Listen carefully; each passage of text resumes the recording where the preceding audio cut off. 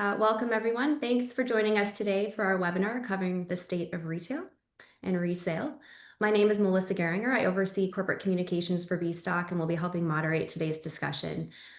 Big thanks to those of you who submitted questions ahead of time. We got some great questions. We'll be covering those live at the end of the session, so be sure to stick around. And if questions come up during the webinar, please use the Q&A tab on your toolbar to submit them. We'll do our best to get them answered live or follow up with you after. We're also recording the webinar and we'll plan to email it out after the fact. With that, I'm happy to introduce our two speakers today, BStock's Vice President of Professional Services and Buyer Growth, Dave Gershon, and founder of BuyLow Warehouse and WHSL, Matt Leavell. Both come with a great deal of knowledge and experience in the industry, and I'm happy to have them share their insights today. Welcome to you both. Thank you, Melissa. Thanks for having us. Yeah. All right, here's a quick look at the agenda. We've got a lot to cover today, including the current state of the industry, the macroeconomic outlook, sourcing channels, and resale strategies. So let's jump right into some data and trends surrounding the current state of resale and recommerce, which as of now is outpacing the primary market. Dave, I'm going to start with you. Can you talk to the overall state of the market now? These are some really interesting stats I have up here. What do you think is driving all the growth?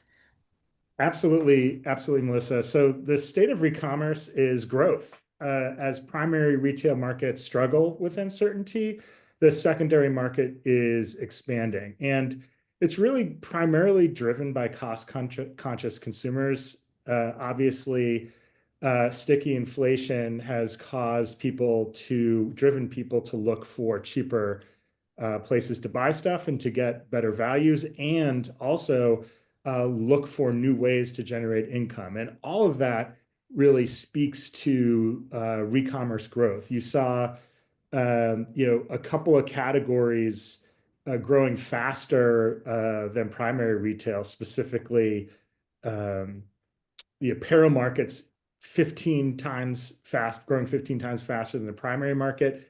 And of course, the used smartphone market is outpacing sales for new devices, as the compelling case for buying a new iPhone is still not there.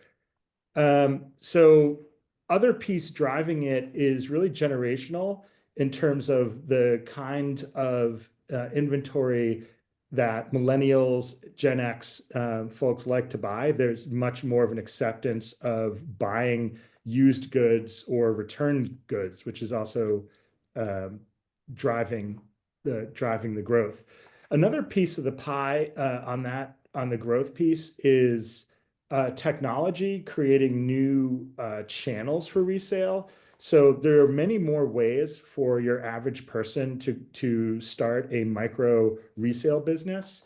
You could go on Whatnot or Poshmark or Mercari. There's a whole bunch of them, and start a business, and that is part of recommerce.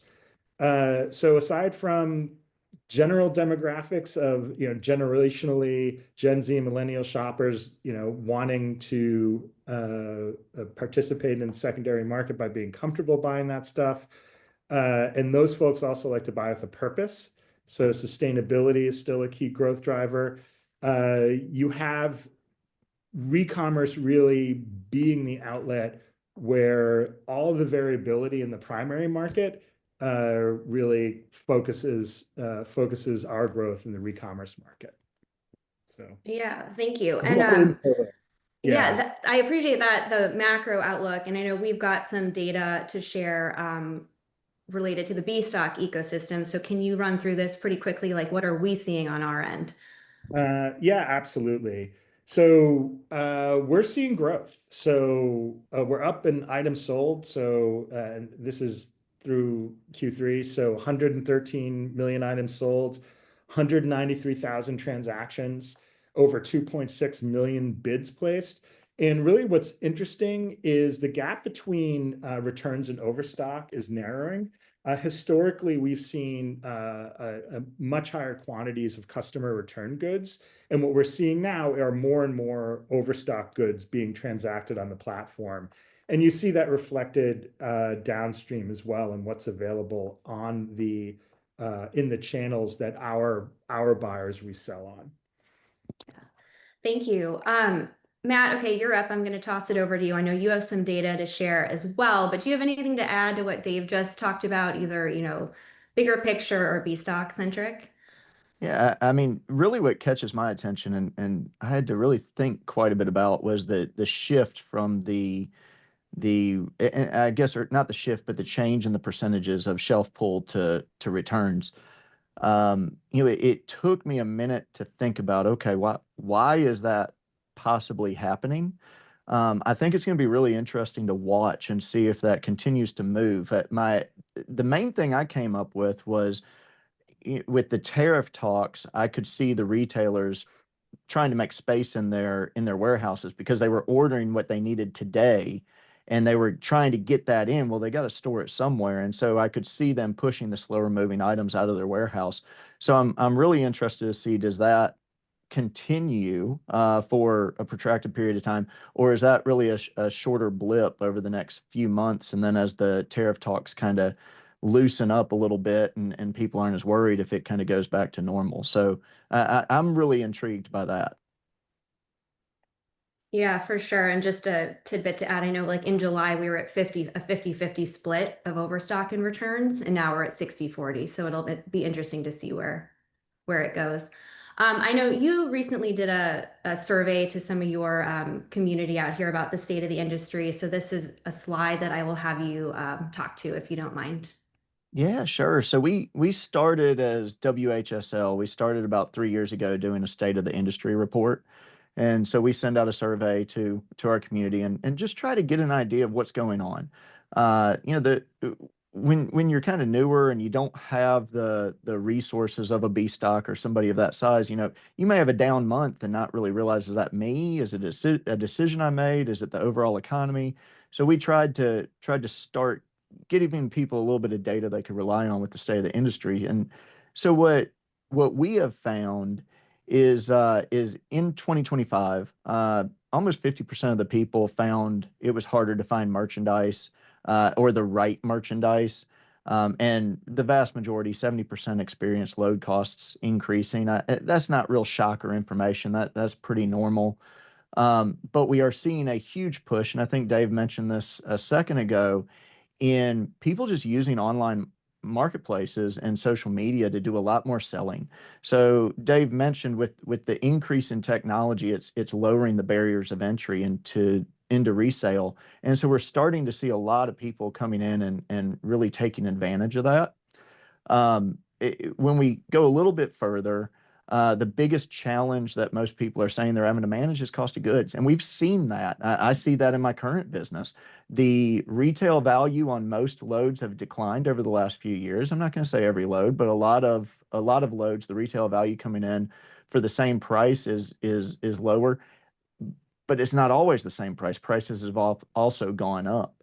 And a lot of that again is with the advancement of technology, the retailers are finding it easier to get either to the person selling directly to the consumer, or building partnerships with like B stock that also gets it direct to the person selling to the end consumer.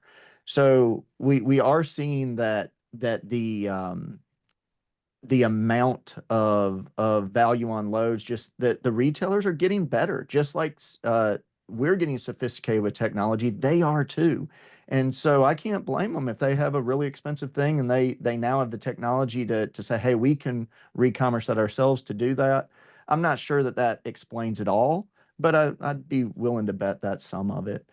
Um, but probably the biggest thing we saw, and I didn't put a lot of metrics behind it, but people are diversifying their sales channels. I probably will talk about that 3 or 4 more times during this webinar.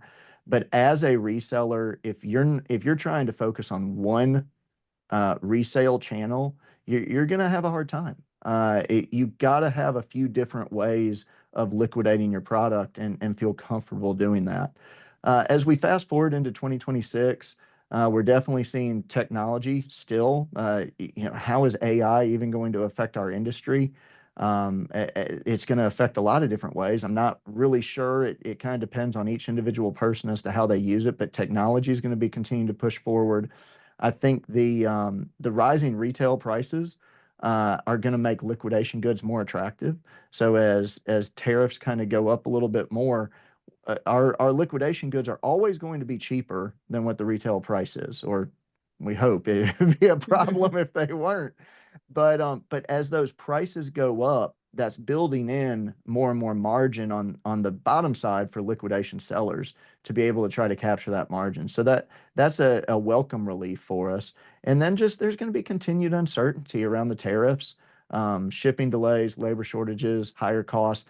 I mean, that uncertainty is not going to go away. I mean, we got some welcome news yesterday with the Trump and the Chinese, with Trump meeting with China, and that they're putting a 1 month pause on tariffs, or at least changes in tariffs. So we got some welcome news there, but how is that really going to play out in 2026? Nobody really can know. So that's some of the highlights that we saw out of the report. Thank you. Yeah, and that actually is a good segue into our next topic, which is our timely topics. I know you touched on tariffs a little bit, but and the fact that it's been a total roller coaster. I know on our end, like you said too, we do feel like resale is somewhat protected. But I guess let me ask you both, do you think that the tariffs are presenting a good opportunity for the industry and resellers? Matt, you touched on it just before, so Dave, I'll have you chime in if you don't mind. I think so.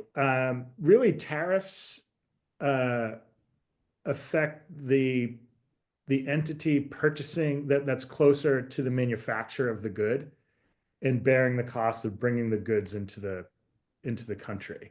So the pricing at a retailer is going to be more influenced by their COGS. The On the resale market, pricing is much more dictated by the willingness to pay of the end consumer. So there's a lot of the margin hit takes place, or is the retailer takes most of that margin hit, not the person who, if you're bidding, you're setting the price that you're willing to pay, and you are paying something, hopefully that is closer to the actual end demand of that product. So that's my theory.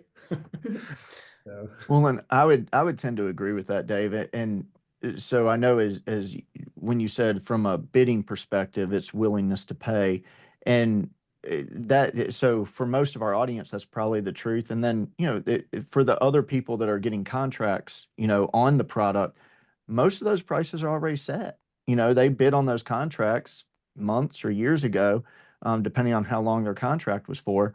So it's not something that can just, at least those prices can't just change overnight. I mean, those are fixated costs. It is a contractual agreement. So until those contracts would come up for rebidding, then they couldn't change either. So my thought would be in those scenarios, a lot of the ambiguity right now is because it is a little bit newer of a topic. We're not really sure where things are going to settle out. My thought would be once a lot of those contracts do come up for renewal, a lot of the ambiguity may have been worked out of the process, and it may be a little bit more understood and be able to be planned upon. But it's never smooth. Like, what I love about this industry is every day is a surprise. And right, so like we Yeah. saw this where there's front loading of inventory, and if they buy some of the wrong SKUs, then there's like they introduce a oversupply in the secondary market, which is a beneficial to the secondary market buyer who's reselling. So the increase in cost causes more inventory in the market, which causes the resale price to go down. Like, so there's always something, but eventually, things smooth out. And we have some Well, slides and you showing. can look at how COVID affected, and I don't want to go into it now. We'd probably blow our time here if I did, but you look at COVID and we experienced both extremes of that seesaw within about a year of each other to 18 months. I mean, way oversupplied. The retailers couldn't get rid of it fast enough to then there being almost nothing. and, Yeah. that you could get. And so I think you're right. It does always balance out. There just is that interim where it's the unknown that's Yeah. us as business owners or participants in the industry to have to just figure it out and make our best guess, place our bets, and push forward. Well, volatility is opportunity, That's true. 100%. And, having the right sources for inventory allow you to take advantage of volatility. All right, let's talk a little, we can talk a little bit about that further in the supply and demand area. Right now, I want to touch on interest rates and inflation. Dave, Yeah. so back in April, you presented on this topic at the WHSL conference. At the time, you said we were in a wave of destruction. Yep. Looks like we're still there, but getting closer to the wave of money. Hopefully. Want Yeah. to talk to this a little bit? Absolutely. So just to back up to folks who might be new to this, I have a whole theory about waves and basic waves of it really mirrors the economic cycle. And right now, I think we're heading out of a wave of destruction. There's so much uncertainty. There was so much uncertainty with tariff, and still some more uncertainty to come for sure. Mhm. Inflation was still running very hot, and we kind of are accelerated into the K-shaped economy, which is, certain sectors do very, very well, like tech, some tech, and kind of the traditional economy does not do very well. And I think we're there, unfortunately. So what gets us out of it is liquidity. So a big part of this is stuff that I'd imagine most liquidation buyers aren't thinking of, but there is a whole bunch of Fed notes that are coming due over the next couple of years. I want to say it's $11 trillion need to be refinanced. So the Fed has to do quite a dance. So they have to introduce liquidity into the system and lower interest rates such that it doesn't bankrupt the country refinancing all of this. So that's one part of it. On the other part of it is if you reduce interest rates too quickly, banks have no liquidity because all the money is going to flow out of banks. So it's a dance they have to do. What the Fed recently announced in the run up to the meeting yesterday was was not quantitative easing, but rather no more quantitative tightening, which is another way of saying the Fed is reducing their balance sheet, which means they can then go into the open market and participate in treasuries as a buyer. So that really what that means is much more liquidity into the market. So we're not there yet, but we're close. This typically precedes quantitative easing, is a end of quantitative tightening where money is more expensive. I think unemployment's going to force that as well. There's things are real tough out there, and then AI is making it's real hard for young graduates and young folks to find jobs, and lower level CS kind of folks. And I think AI is going to continue before it becomes a force of creativity in terms of labor. It's going to be a force of destruction, and the Fed has to address that with more liquidity. So I'm an optimistic guy. So I think money printing will resume, and which will result in a wave of inventory, which will then result in a wave of opportunity. I should be early 2026, I think. The other big thing I totally forgot is there's going to be a new Fed regime in May. So that doesn't mean things will start in May. It'll be before then, where they have a different tune, likely much more aggressively into quantitative easing. So Thank you. I don't, Matt, if you have anything to add to that, please chime in. And I've also got this slide up about, inflation's impact on yep. pricing. So I will hand it off to Yeah. you for your thoughts. Well, first of all, I have nothing to add to that. But Dave, you are brilliant. I just love listening to you speak about this stuff. So I'm glad Thank I'm you. tuned in. Yeah, man, all y'all listening are super lucky to be able to hear somebody with his knowledge base talk about that. Um, from a standpoint of inflation on pricing, I reached out to my my business, the people that interact with our customers. I reached out to a few people in my business, and then I reached out to some other contacts in my network just to kind of see, hey, how are things looking? What are you seeing? And overall, the consistent theme was either the number of or the traffic is staying about consistent in the retail stores, and most of these were discount liquidation stores that I reached out to. Some were bins and some were online auctions, but primarily discount liquidation stores. And so we're seeing traffic numbers staying about the same. Average tickets are trending down. So what that kind of told me when I saw that information is, hey, people are not slowing down their buying yet, but they're being more selective. They're looking for more deals. They're not just going to say, "Oh, there's something, I might as well snag it because I think that's a good deal. I don't know what I'll do with it, but I'm going to grab it," because I've definitely seen people do that. Now I think they're saying, "Well, if I'm not going to use it now or I don't need it now, I'm not going to buy it." So we are definitely seeing it. I would say we're either holding steady or going down, not holding steady or going up, is what we've seen over the last few months. So average tickets kind of down, but transactions staying the same. We've also seen, and I heard this across the board in talking to people, an increase in side hustles, an increase in people without a job looking to make some money, um, and first time buyers in this industry. And we've actually seen some people coming into this industry. They either lost a job and they need some revenue. They're looking for a side hustle, or we've had some people coming in with decent money to throw around. Now, I'm not sure um, that is across the board. Maybe it's an isolated incident, but I have seen it in a couple different spots with some decent money coming in. The only other thing that I've seen, and I don't think this is necessarily impacted by inflation, but we have certainly seen the number of Hispanic shoppers down. I think that might be more due to the ICE situation and deportation, but we are not seeing near the number of Hispanic shoppers that we once did. So it's our secondary market, I would say, for the if you're a seller that sells out of your house or you sell on a marketplace and you don't have a huge overhead, like you don't have leases, you don't have warehouses, I'd say you're in a really good spot right now. I probably wouldn't be pushing to try to go into those to sign leases or warehouses currently. I'd kind of ride it out until you get more into the wave of opportunity, as Dave was chart showed it.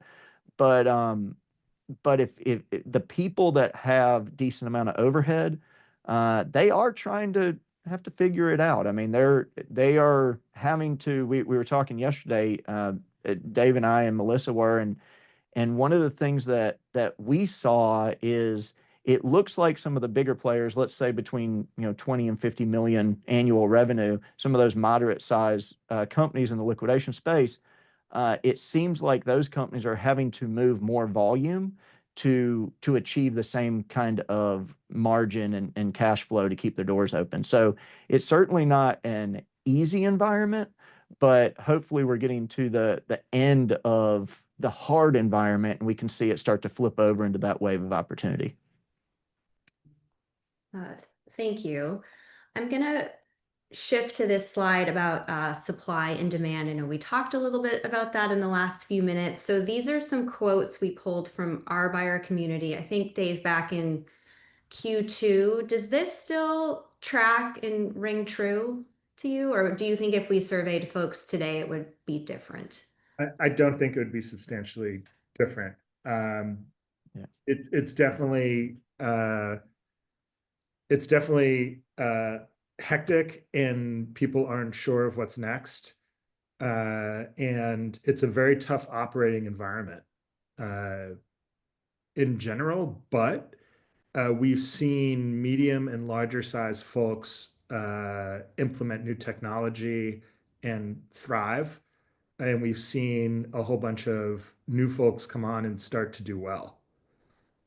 So I think the common denominator isn't necessarily size, but ability to adapt uh, by implementing technology that allows for different diversifying your resale channels.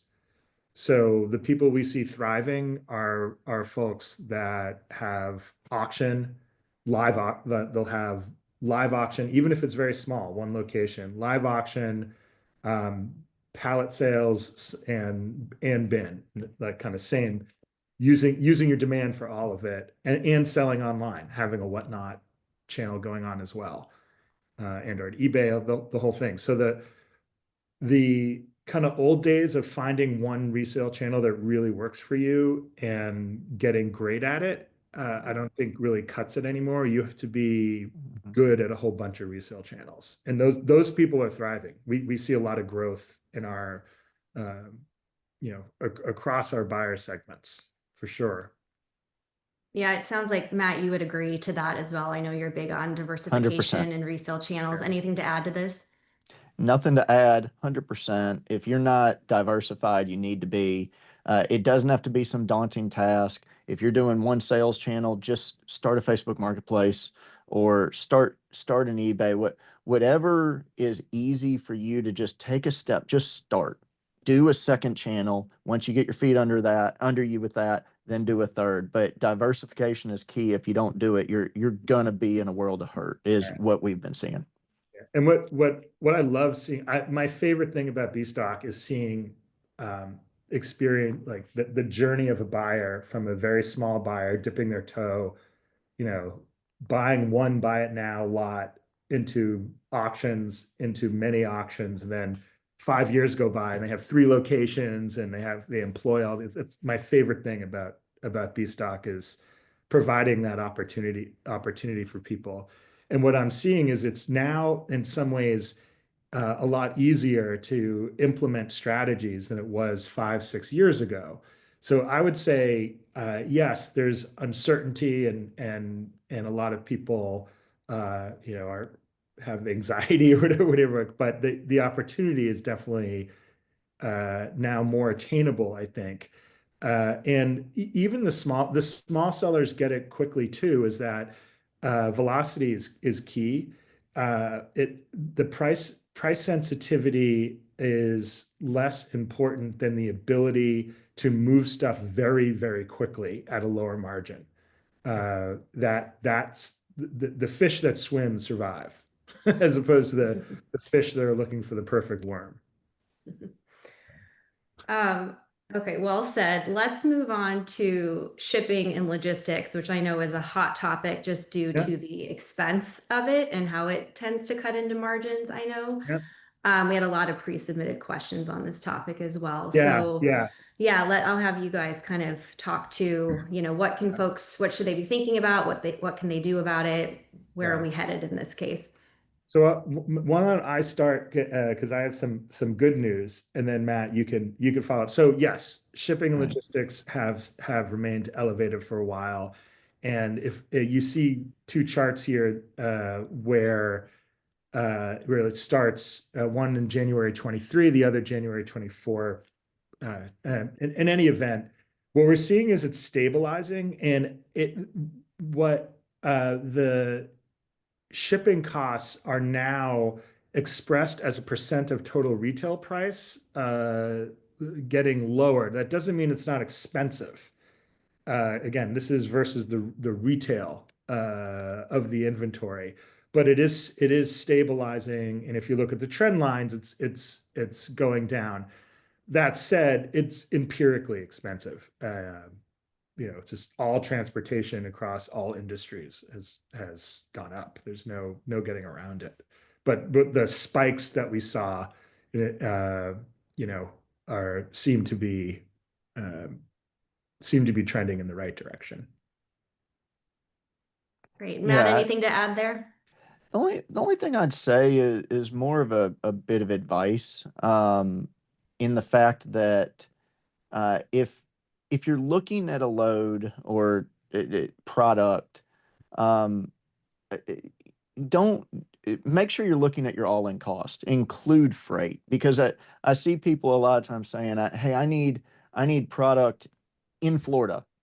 Don't even bother sending it to me unless it's in Florida." And it's like, guys, that could have started in New York and ended up in Florida. And although it meets your current criteria, its cost might have shot through the roof with freight coming from New York. So I think a lot of people think they're doing the right thing a lot of times, trying to look for relatively close product to them, but then they forget to look at the all-in cost because you might get offered something out of Missouri or Illinois or something that has not been shipped before, and all of a sudden it's even cheaper to get it to Florida than if you just found something in Florida. So um, I know that may not be exactly what we're talking about here, but as a bit of advice, just don't be closed-minded and think, oh, I just need product that is already located close to me. Make sure that you're looking at the full picture. Yeah, that's a good point. And uh, we've recently made it much easier for people to look for inventory and consistently be sent inventory to their inbox that's close to them as well. Just using search and save search. So highly recommend our buyers do that. Use that. All right, thank you. Okay, we're going to switch gears a little bit and talk about sourcing channels. We've got a few up on the slide here. Matt, I'm going to have you take this one first. In particular, any call outs of these, what's best. Obviously, we're biased here at BStock. We think B2B marketplaces are the best, but I will have you chat with the audience about your opinion on these. For sure. I think business to if B2B marketplaces certainly have their place and do a really good job. Now, I think there's multiple different B2B marketplaces. You got to make sure that you're working with one that you like, that's offering the product you like. And so I would be remiss to say BStock doesn't do a great job. They certainly do. So I think they're a great place to start, but there are other opportunities. I mentioned a little earlier, you got people. So BStock does a good job of connecting you directly with the retailer, but then you also have people who sign contracts directly with those retailers, and then they're under contract to receive a certain amount of truckloads. They're contracted at a specific per pallet price, generally speaking, and so then you can use those as other opportunities to get product.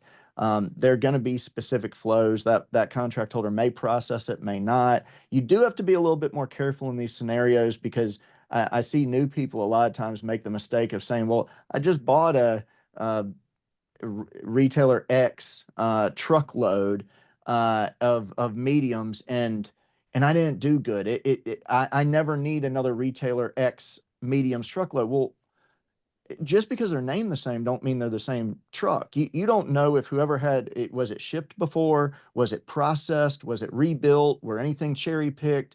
You have no clue the life cycle of that truckload before you got it. So you got to make sure that you understand and know the truckload before you just cross something out. So you don't necessarily have to worry about that when you're buying with B stock because it is coming from the retailer's warehouse, but there can be good deals coming from the contract holders. There always can be, and so it's on you. Do your due diligence. Look at the other locations, but make sure you know what you're buying before you cross something on off your list. Make sure that you knew what the life cycle was before you got it.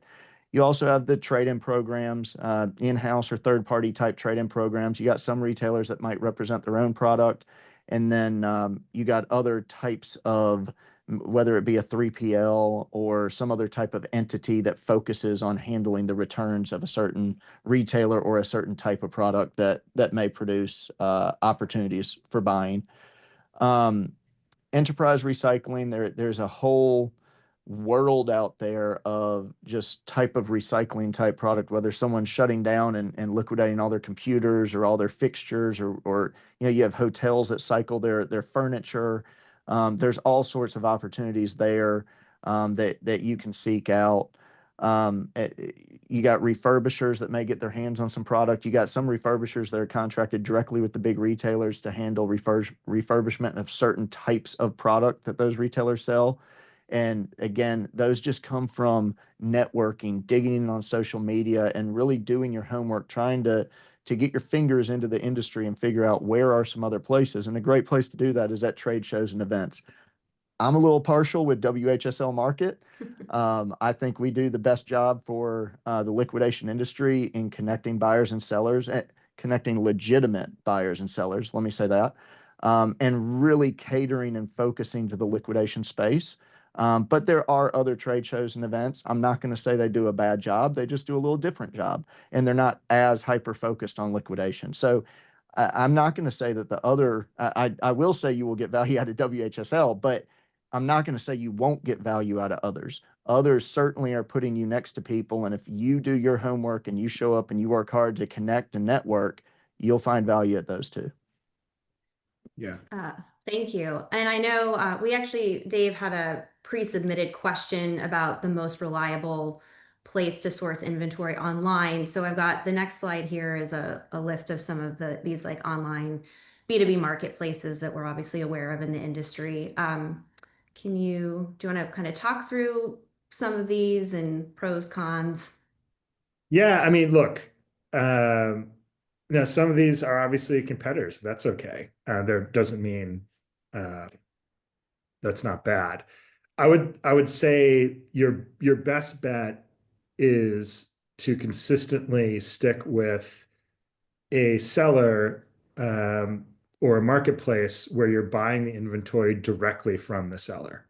Who Matt, you discussed the provenance of a truckload, which is really everything.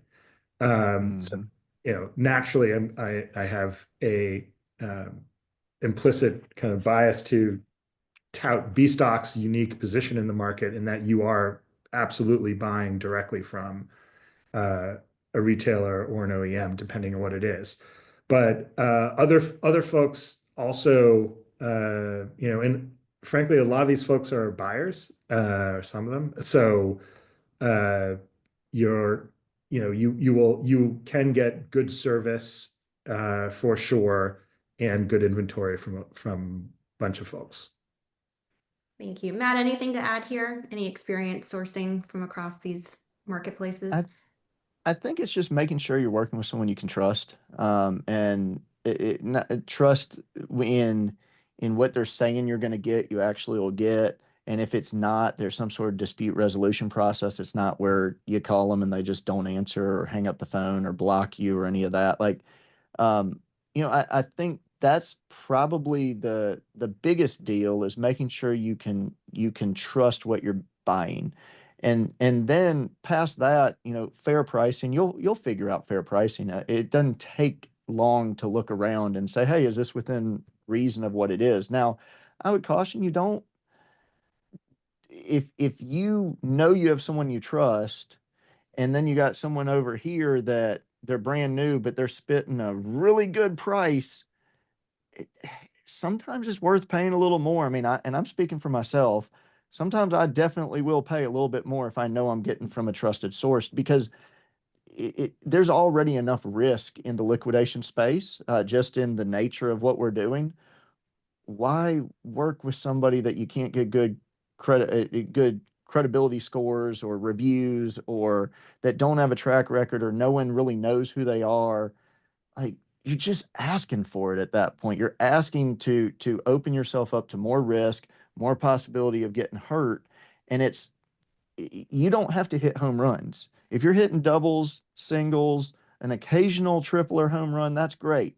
What you got to watch out for is those really negative experiences where you spend a bunch of money and you only get 20 or 30% of that money back. That's what you really got to watch out for. So I can't talk enough about trust and just working with people that you can trust what they're doing.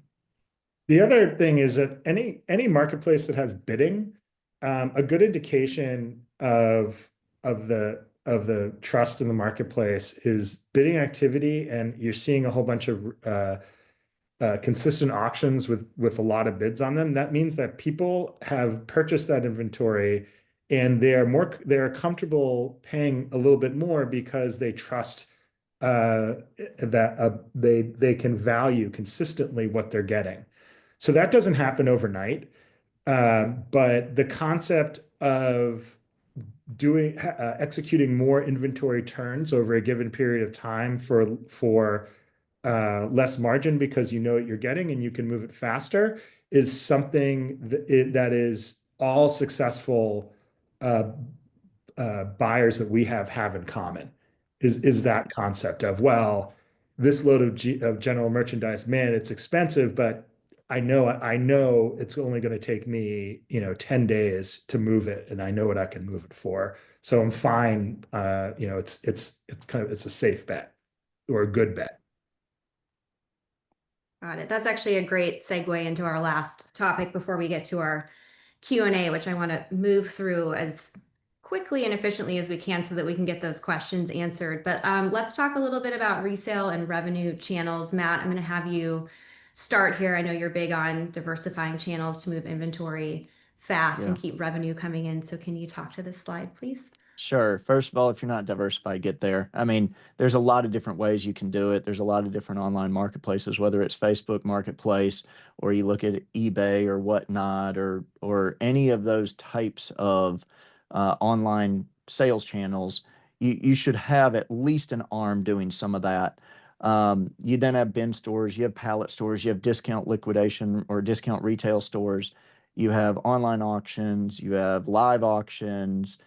There's a lot of different ways that you can move this inventory, and I implore you, please, please, please have multiple channels to move it because not every item sells in the same way on every channel, and there's a lot of items that simply are not going to sell on certain channels, but they'll sell in others.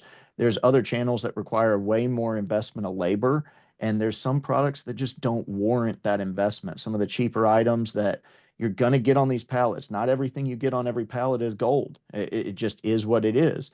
And so you got to have ways to sell those less desirable items also. So diversify. BuyLow almost went bankrupt because we weren't diversified in the beginning. That's a story for another time. But I learned to diversify not only my sales channels, my sourcing channels, everything. I really went big on the diversification side of things. Thank you. And Dave, I know we've got some, actually, I think on the next slide here, we've got some patterns on the B stock side in terms of when we see inventory coming in and moving. Do you want to talk to this, please? Sure. So this represents month by month the percentage, and this is over years, the percentage of the total volume in a specific category and when it sells during the year. So really, you could see that different categories, there's different opportunities in different categories at different times. So general merchandise is dominated by the holiday return season. You can see volume really spike in the beginning of the year and then, in the beginning of the year. Furniture is something that a lot of that's driven by, swapping out of outdoor into indoor. So you see furniture really peaks in late summer, early fall. Mobile inventory is driven by Apple iPhone releases, which happen typically in October. So right before that and really the next 90 days after that is where you see a lot of volume activity. Then it kind of dies out through the middle of the year. And of course, apparel is something, there's two things driving the volume there. One is people seem to buy clothes for themselves in addition to buying them as gifts. So we start to see a lot of apparel volume historically in December, and that really continues through January, February. So no surprises here, but it just shows that different times of the year there's different volumes of inventory available, and that affects pricing. Yeah, that makes sense. Matt, anything to add to this before I move on to the questions? The only thing I'll add is we at BuyLow Warehouse, we plot our sales, our truckload sales. Well, we plot all of our sales, but specifically truckloads on graphs month over month. And the only thing that really caught me by surprise that I can speak to is the trends most definitely happen every year.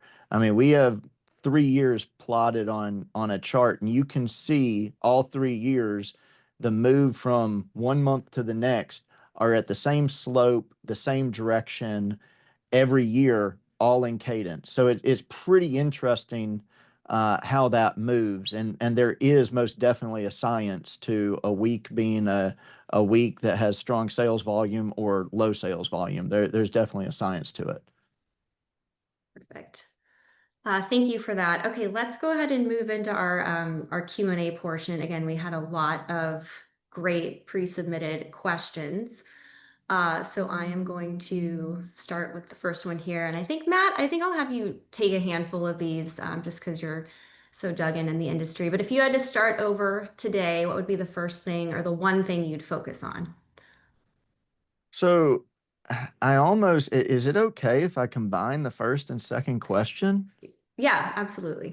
Okay, so the second question kind of struck me, but my answer is going to be the same to both of them. So, first of all, if you're taking a 2,000 square foot space and you're looking to do a bin store, my advice would be don't do that. Do not just do a bin store. I don't think it's big enough to have enough bins to have enough good stuff to attract a big enough crowd. Could you maybe make it work? Sure. I just think there's other models that are better. So, what I would do, which would be different than a bin store in 2,000 square foot, is the same answer that I would give for what I would do different. So it goes back to diversification, and I'm not just trying to beat that drum again. I'm going to try to give you a little bit of detail as to why I say that. So if I were to start over, or if I had 2,000 square foot, what I would do is I'd line the walls with some shelving for discount retail. Pallet racking's fine, and I would just price individually priced items and treat that as discount retail, where I'm trying to get a fixed price, a percentage of retail. I then would have a few bins, but I would not fill up the full space with bins. The bins would simply be there for the items that are cheaper, that I'm bound to get on the pallets, that are not warranted to invest labor in. I would just, hey, I'd throw it in the bins. We're going to try to extract as much cash back out of those items as we can get. We're really not trying to populate the bins with really high priced merchandise. I'm not trying to use the bins to create word of mouth and drive a lot of people in. It'll happen, but I'm not going to populate it with a lot of high priced retail value. I would then have a Facebook marketplace or some sort of online channel. That's for the really high end items, or for the items that you just need to get moving. So, and I'll come back to that. And then on the last thing is, I would try to order in a little bit more volume than just a pallet here or there. Even though a pallet here or there would work, I'd try to order a little bit more in volume so that I could spread my shipping cost across the volume that I was ordering. And so I would also have a pallet area. Now, really, all that pallet area is my storage area. But if I'm storing it and I only got 2,000 square foot, I might as well put a price tag on it. So if it's something that I know I have readily access to it, and as soon as I sell out of it, I can get more, I might keep my margins down at $100 a pallet, or $125 a pallet or something. Where I'm not trying to pay the bills off of that. I'm just trying to increase my velocity of sell through. Um, but if it's something that like I really got and I know I can't replace it, that's fine. Throw a 500, 1,000, $3,000 margin on that. I don't really care what price you put on it. You're not really trying to sell it by the pallet, but if someone comes in and offers you whatever number you put on it and you're going to be happy with it, take it. That's great. You made that money and you go. So the whole goal of that model would be to, when you get your inventory in, to divvy it up through your discount retail, your bins, your online marketplace, and your pallet sales, so that your goal should be everything sells through at the same pace. So whatever you put on retail, let's say you're on an every 2 week ordering cadence. You want everything you put on retail to pretty much be sold out or getting close to being sold out within the 2 weeks. You want to make sure your markup on your pallets are priced in a way that they're going to sell out within 2 weeks. You want to price your bins will sell out every week, so that's not a problem. And then your online marketplace, since those are fixed prices, you can price them in a way where you can move inventory. Now, the only thing I would say about the online marketplace, like if you're using Facebook Marketplace, I'd put really big items there too. You're operating out of 2,000 square foot, so you don't want to be sitting on a couch or or a vanity or whatever it is. Those big items I'd throw on the Facebook Marketplace. I'd try to get my cost maybe a little bit out of it, but I just try to get it moving, because in every load of merchandise you get, you can't expect to make money off of every single item. We're in the liquidation space. Some of those items you're just trying to extract as much value as you can out of and moving on. That means you'll probably take a loss, but you at least got some money out of it. There's other items that you're going to make your profit off of. So the goal is make your profit off of those items, sell the rest, even if it's at a break even, so you can order your next load and get more of the items that you will make profit off of. Yeah. And to do that, you need to know what you have. So I would invest in scanning, scanning application and a listing application. A lot of them are the same in terms of functionality that you can scan and immediately list. There's a handful of them out there that are very good. I would definitely know what you're getting, and then put it on the best channel as quickly as you can. Is that, or would those be your top 3 things that are critical to survival in the next 3 years? You Either asking one Dave of or you? me? Well, Dave just said 3 things, so Sure. I was just Oh, curious I if mean, he to me, thinks those are the top 3, or if there's anything else you'd like to add to that third I would bullet say there. I'll give you my top 3, and then Matt, you could correct me because uh, or not. To me, it's having the right strategy of finding the right supply or right suppliers where it's trustworthy. 2, it's enabling knowing what you have in speed, right? So all about that liquidity. And then the third thing is making sure that you are consistently are engaging in all of the channels you have, so they keep on building. So as the environment may change, you're able to lean more heavily into a different channel that you already have, or uh, be or it could be very easy for you to adopt to a new channel. So All right. Good ones. My turn. Kind of some similarities, but number one, diversified sales channels. I am saying it over and over because I hope you guys say things like 7 times before people get it. So like diversified sales channels. Number one. Number two, don't be afraid to change. Too many people get these sales channels and they're like, okay, this is what I'm doing. Guys, you're in the liquidation space. You are going to have to change every 6 months, 3 months, 9 months. I mean, a long life cycle of some stuff, maybe 6 or 9 months. Like, just be prepared to change and don't be afraid of it. Know that, hey, your pallet store might be doing great today, but in 6 months, it might be what's sucking wind. That's okay. Just pivot to what's working and consistently focus on what is working, and don't be afraid to try new things. Um, Third thing, I had it and I forgot as I was going through that stuff. What would the third thing be? Uh, take your I, supplements, remember you. yeah, yeah, right. Exercise. Um, Just uh, say diversify again, and there you yeah, go. divert that puts me probably at 7. Yeah, no, I just think it's something that you don't need to be afraid to change. You definitely need to do the, oh, that's what it was. Um, don't spend all your money on a single deal. Like, if you're about to buy a single deal and that's your entire piggy bank, don't do it. Find something else. I don't care how good you think it is, because that one deal could, if you spend all your money, could put you out of business. So always try to have some dry powder. Every time you purchase something, always have some money set back aside, because you don't know if that's going to be a good or bad purchase that you're about to make, and you don't want to put yourself out of business by leveraging yourself too much in any single area.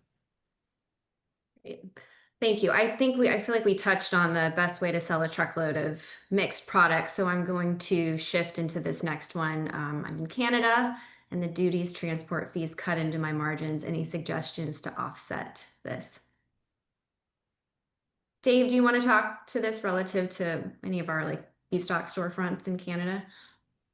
Yeah, I mean there's B stock storefronts, I mean, the obvious one is to buy in Canada. The other one is to buy close to the border. So I buy regionally and reduce as much of the shipping cost as you can from where you're where you're importing. So if you go to BStock, click on all auctions, I would do a radius search based on where your import points are, enter that zip code and do a radius search, and it'll spit out the inventory within a specific radius. You can then see what is much cheaper to ship. That's what you can control. The other thing you could do is focus on inventory, higher cost inventory that then you could sell at a higher cost, so your unit margin is higher, your gross margin. So that would be the other thing, like not focus on like large furniture, which is an awesome category if the shipping is right. So hopefully Thank that. you. Yeah, no, thank you for that. And I know we're getting tight on time here. So Matt, I actually, this last question here, I think is super important. How do I build trust as a reseller of liquidation inventory, in particular with product authenticity and quality? Yeah. I can sum it up pretty quick. Operate yourself by the golden rule. Do what you say you're going to do, both for your suppliers and for your customers. Pay on time, be honest, give good, accurate descriptions of the product. If you don't know, then say you don't know. There's nothing wrong with that. You don't have to make something up or pretend that you know the answer to something. Um, it's also very, very important that you represent yourself professionally in all communication. Do not don't get on there and have a cussing tirade in written format, or even when you're talking with somebody. I mean, you really need to conduct yourself in a way that if you were looking at it, you would think, yeah, that person, they're doing things right. The last thing I'd say is, if you are buying product to sell from one source to sell somewhere else, if it turns out and it's not what it should be, um, number one, answer the phone call. Be there after the sale as opposed to just on the front end. And two, don't don't ever say, well, I only made $500 on it, and so here's my supplier, you're gonna have to deal with them. Man, that's not your supplier's customer, that's your customer. Treat them as your customer. Who you bought it from has nothing to do with them. So don't try to skinny out of it. If you're getting in the industry and that's what you're trying to do, you know that that's a risk and you should plan for it and have a solution for it. Don't try to pin it on your supplier. Thank you for that. Yeah, that's good advice. Okay, we had a lot of questions come in throughout, and then I actually had a whole slide of B stock related questions as well. But given it's the top of the hour, I think I'm gonna wrap things up there. But we will get back to folks offline, or we'll send you an email. We have the whole list of questions. I've got all the questions that came in throughout. Thank you so much for those that you submitted, and thank you so much for dialing in today. I've got 2 QR codes up here. Follow us on social media, both BStock and BuyLow. And I want to thank Matt and Dave very much for their time today. This was a really great conversation. I learned a lot. Hopefully, folks dialing in learned a lot too. And then everybody on the call today, please be on the lookout for a follow-up email from us with the recording and slide deck. And again, I promise we will get those questions answered that we didn't get to today. And other than that, thank you again for joining us. And I hope everybody has a great rest of the week. Thanks again, Matt and Dave. Thanks, Thank you. guys.